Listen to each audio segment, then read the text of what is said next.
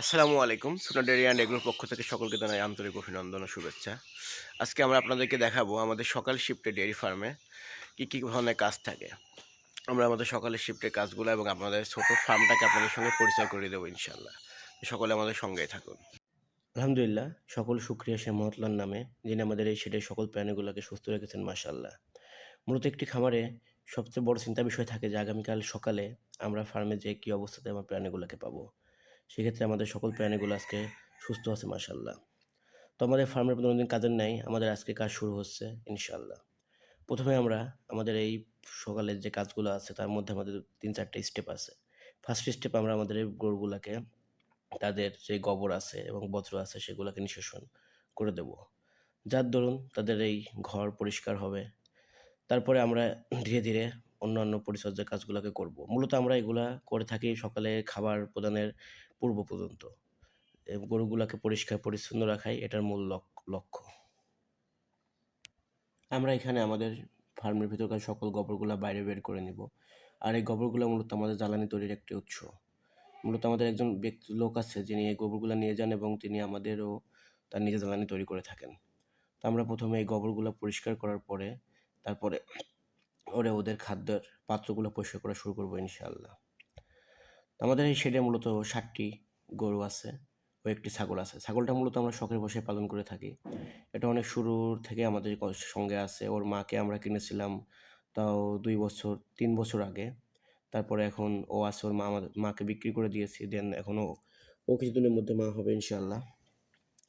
তো আমাদের এই শেডে যে গরুগুলা আছে এর মধ্যে এই ছোট বাচ্চা ও সামনের যে গেটের কাছে যে বড় ষাঁড়টা আছে ওটা মূলত আমাদের পালের গরু, আর বাকি ওই ৩ টা আমাদের ক্রয় করা। এখানে ১ম এ আমরা ক্রয় করেছিলাম ওই কালোটি এবং মাঝের সাদাটি। তো আমাদের গরুগুলার সবারই একটি স্পেসিফিক নাম আছে, যে নামের দ্বারাই আমরা ওদেরকে ডেকে থাকি। তো আমরা ধীরে, ধীরে আপনাদেরকে নামের সঙ্গে পরিচয় করিয়ে দেবো ইনশাআল্লাহ। তো স্বাভাবিক দিনের তুলনায় আজকে আমাদের বাছুরগুলার একটু মন খারাপ। কারণ গতকাল আমরা ওদেরকে এলএসডির ভ্যাকসিনেশন করেছি। যার ফলে ওদের একটু মন খারাপ। তো আমাদের কর্মব্যস্ততা একটু দ্রুত গতিতে করতে হবে, কারণ এই মুহূর্তে আমাদের রাজা উঠে পড়েছে। আর আমাদের এই শেডের সবথেকে বেশি অ্যাক্টিভ গরু হচ্ছে রাজা। মানে ওর সবকিছুতে এত পরিমাণ কৌতূহল যা বলার বাইরে। ওর প্রধান কাজ হচ্ছে এই যে গেটটা আছে, এই গেটটাকে সুরক্ষা দেওয়া। ও করবেটা কি? এই গেট থেকে কাউকে ঢুকতেও দিবে না, কাউকে বের হতেও দিবে না। আর প্রচুর পরিমাণে অ্যাগ্রেসিভ মোডে থাকে সবসময়। আর সবসময় কোনো না কিছু নিয়ে ওর মাথার ভেতরে কৌতূহল তো কাজ করেই। কোনটা কি হচ্ছে, কি না হচ্ছে এটাও দেখতেই হবে। তো ও উঠে পড়লে আমাদের একটু কাজ করতে অসুবিধা হয় আরকি। সেজন্য আমরা চেষ্টা করি যে ও ওঠার আগে ওর এই আশেপাশের এরিয়াগুলা বাছুরগুলাকে সরায় নেয়া, এগুলা করে নেওয়ার জন্য। নতুবা ও খুব ডিস্টার্ব করে। তো যদি আমরা এখন ওদের এই খাবার পাত্রগুলা পরিষ্কার করা শুরু করব ইনশাআল্লাহ। আ কারণ আমাদের রাত্রে যে খাবার দিয়েছে আজকে দেখলাম আমাদের এই কালো গরুটা মানে রানী, ও আজকে খাবার কিছু পরিমাণ নষ্ট করেছে। যেটা সচরাচর করে থাকে না। আর মূলত আমাদের এখানে যে গরুগুলো ৪ টা গরু যারা ইয়েতে খায়, ওই চারিতে খায়, তাদের মধ্যেই রাজা আর রানী এদের সবসময় যে খাবার পাত্র পরিষ্কার থাকে। কিন্তু আজকে রানী একটু খাবার নষ্ট করেছে, তো এগুলো পরিষ্কার করতে হবে। আর বাকিগুলার সবগুলার চারি এগুলো ধুয়ে দিতে হবে। যার ফলে, কারণ চারিগুলো ধোয়া একটা সবথেকে বড় ইম্পোর্টেন্ট ব্যাপার, নতুবা আপনার যেই রাত্রে যে খাবারগুলো উচ্ছিষ্ট অংশ পড়ে থাকে অথবা যে এই ভুসির কণায়, কণায় লেগে থাকে, তো সেগুলো থেকে ফাঙ্গাস হয় যা পেটের ইনফেকশন ও অন্যান্য বড় ধরনের রোগের কারণ হতে পারে। আর যেহেতু এখন বর্তমানে আবহাওয়া চেঞ্জ হচ্ছে, প্রতিনিয়ত চেঞ্জ হচ্ছে, যার ফলে ধারণা করা যাচ্ছে যে এবার ফার্মের রোগবালাইয়ের পরিমাণ একটু বেশি হবে। তো সেক্ষেত্রে আল্লাহ পাক আমাদেরকে হেফাজত করুন, যাতে আমাদের ফার্মে বড় ধরনের কোনো সমস্যা না হয়। যেহেতু এটা মূলত সবচেয়ে বড় ব্যাপার হচ্ছে পরিচর্যার। আমরা এই ফার্মের ডেইলি অন্তত কিছু না হলেও আমরা ৭ থেকে ৮ ঘন্টার উপরে টাইম স্পেন্ড করি। মূলত এখানে আমি এবং আমার পরিবারের অন্যান্য মেম্বার্সরাও সম্পূর্ণরূপে সাহায্য সহযোগিতা করে। নতুবা তো এতগুলা গরুকে মেইনটেন্যান্স করা কষ্টকর হয়ে যায়। তো দেন ফার্স্টলি আমরা যখন ওদের খাবারের পাত্রগুলো পরিষ্কার করে দিব, তারপরে আমরা ওদেরকে পরিপূর্ণভাবে ধুয়াই দিব। মূলত আমরা যে কাজটা করে থাকি, আমরা গরুগুলাকে ৩ থেকে ৪ বারের অধিক সময় ৪ বারের অধিক সময় আমরা ওদেরকে ধুয়ে দিয়ে থাকি। কারণ এর মাধ্যমে ওরা পরিষ্কার হয় এবং ওদের বা স্কিন ডিজিজগুলো থেকে বিরত রাখা সম্ভব হয়। তো যেহেতু আপনাদেরকে প্রথমে বলেছি, এবার ওদের সঙ্গে আপনাদের একটু পরিচয় করে দিই। আমি এখন যে এই গরুর চাইটা পরিষ্কার করতেছি, ওটা আমাদের লাস্ট ওয়ান যে ব্ল্যাক কালো গরুটা আছে, ওটার নাম হচ্ছে রূপসী। তারপরে মাঝে যেটা দেখতে পাচ্ছেন, ওটা হলো সুন্দরী, আর এই সুন্দরীটা হচ্ছে আমাদের রাজার মা। যখন সুন্দরী প্রেগনেন্ট ছিল, আপনার 9 মান্থ সামথিং, সেই সময় আমরা ওকে কিনি। ওর মা এখানে আসার 27 থেকে 28 দিনের মাথায় একদিন রাজার জন্ম হয়। তো রাজার বয়স আর আমাদের এই শেডের বয়স, মানে আপনাদের গরুর ফার্মের বয়স অলমোস্ট সেম। এই 28 দিন, 29 দিন প্লাস, এই আর কি। তো আমরা প্রথমেই সুন্দরী আর এই রানীটাকে আমরা ফ্রেশ ফার্মে নিয়ে আসছিলাম। তো সেই সময় রানীর একটা বাচ্চা ছিল। রানীর একটা বাচ্চা থাকা অবস্থায় আমরা রানীকে ক্রয় করি। তো বড়ির আবহাওয়া এবং সেই সময় আমরা কিছু জানতাম না, মানে আমাদের সেরকম পরিমাণে এক্সপিরিয়েন্স ছিল না, যার ফলে আমরা রানীর বাচ্চাটাকে সার্ভাইভ করাতে পারি নাই। রানীর বাচ্চাটা শুরুতেই একটু অসুস্থ ছিল। ওর ওখান থেকে এই পেটে সমস্যা হয়েছিল। তো যার কাছ থেকে আমরা গরু নিয়েছিলাম, সে আমাদেরকে বলেছিল যে ওকে না নেওয়ার জন্য। কিন্তু ও অনেক কিউট, মানে রানী অন্যান্য গরুর তুলনায় অনেক কিউট। ওকে দেখে পছন্দ হয়ে গেছিল বিধায় আমরা নিয়ে আসছিলাম, কিন্তু ওর বাচ্চাটাকে সার্ভাইভ করতে পারে নাই। তো তারপরে আমাদের রাজা যেহেতু আমাদের এখানকার প্রথম বাচ্চা, মানে এখন তো আর বাচ্চা না, এখন বড় হয়ে গেছে, 16 মাস সামথিং বয়স হয়ে গেছে। তো মাশাআল্লাহ, আল্লাহ পাক ওর গ্রোথটা অনেক সুন্দর দিয়েছে। অন্যান্য স্বাভাবিক গরুর থেকে ওর বয়স অনুযায়ী ওর গ্রোথটা মাশাআল্লাহ অনেক ভালো।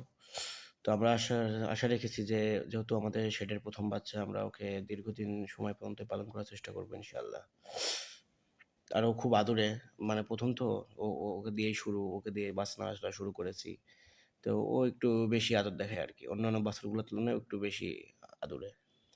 তো আমরা এখন এই শেডটাকে সম্পূর্ণরূপে পানি দিয়ে ওয়াশ করে নিব। কারণ আপনাদের এই গরুর গায়ে যে পরিমাণ সকালে নোংরা থাকে, মানে এগুলো যদি মানে দেখা যায়, মানে এখন মনে হয় কি না গরুটা একটু বেশি নোংরা, কিন্তু আসলে তা না। এগুলো ওদের মনে করেন একটা বৈশিষ্ট্যর মধ্যেই পড়ে বাহ্যিক। তো ওরা গায়ে নোংরা করবে, এটাই স্বাভাবিক। কারণ ও তো আমাদের মতো আর বলতে পারে না যে কখন কি হবে না হবে। তো সেক্ষেত্রেও এরকমই। তো আমরা প্রথমে গরুকে ওয়াশ করে নেবো। সকালবেলা আমরা প্রথমে হাফ গোসল করাই ফেলি। যার ফলে মনে করেন গায়ে যে নোংরাগুলো থাকে ওগুলো ধুয়ে ফেলতে হবে। কারণ আপনার এই গরু ফার্মের সবথেকে বড় ক্ষতিকারক উপাদান হচ্ছে আপনার এই যে মাছি ও মশা। আর এই যে যেখানে গোবর থাকে সেখানে ওদের আবির্ভাব হবেই।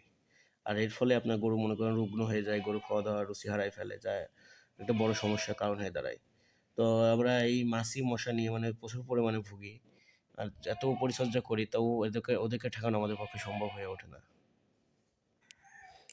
তো আমরা প্রথমে এগুলা অতিরিক্ত দ্রুত করার চেষ্টা করব, কারণ আমাদের এই সকালে যে কাজগুলো হয় এগুলো সাধারণত আমরা চেষ্টা করি যে ভোর 5:30 থেকে শুরু করে 7:30 অথবা 8টার মধ্যে কমপ্লিট করার। কেননা এদের 8টার মধ্যে খাবার কমপ্লিট করলে ওদের আবার এই 8:30 থেকে 9টার মধ্যে দুধ দহনের সময় আছে।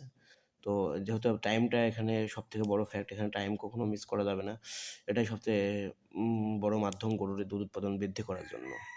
তো আমরা ওদেরকে প্রথমে এইভাবে পুরোপুরি গোসল করাইয়ে নিই, মানে মিল্কি ক্লাস পর্যন্ত। তারপর যেহেতু আমরা কিন্তু 4 বার ধোয়াই। সকালে 1 বার, তারপরে দুধ দহনের পরে হালকা করে 1 বার, পরে দুপুরে গোসল করাই। তারপরে আবার বিকালে, মানে যখন আমরা বিকালে খাবার দিব বা রাতের খাবার মূলত আমরা বিকালেই দিয়ে থাকি। তো সেই সময় আমরা ওদেরকে একবার পরিষ্কার করে নিই। আর সকালবেলা তো একটু মেইনটেইন করতেই হবে।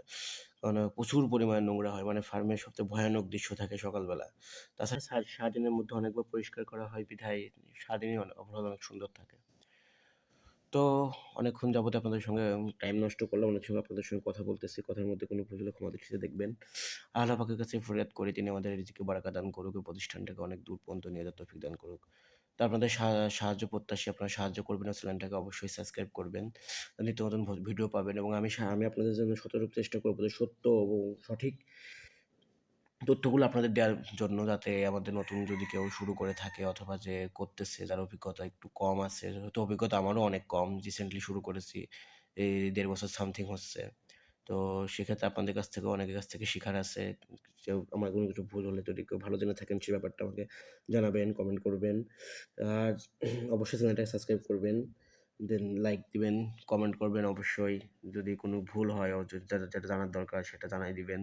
ইনশাআল্লাহ সকলে আমার জন্য দোয়া করবেন এবং সকলে আমার পশু প্রাণীগুলোর জন্য দোয়া করবেন। আল্লাহ পাক তাদেরকে হেফাজত করুন। আল্লাহ পাক তাদের সকল বদনজর থেকে হেফাজত করুন। আর সকলে অন্তত একবার হলেও মাশাআল্লাহ বলবেন। কারণ জানেনই তো বদনজর জিনিসটা সত্য। আর যার দ্বারা মানে ভয়াবহ ক্ষতির সম্মুখীন হয়ে থাকে। তো সেক্ষেত্রে আপনাদেরকে সকলকে দোয়া প্রার্থনা করছি। তো আল্লাহ হাফেজ। দেখা হচ্ছে নতুন কোনো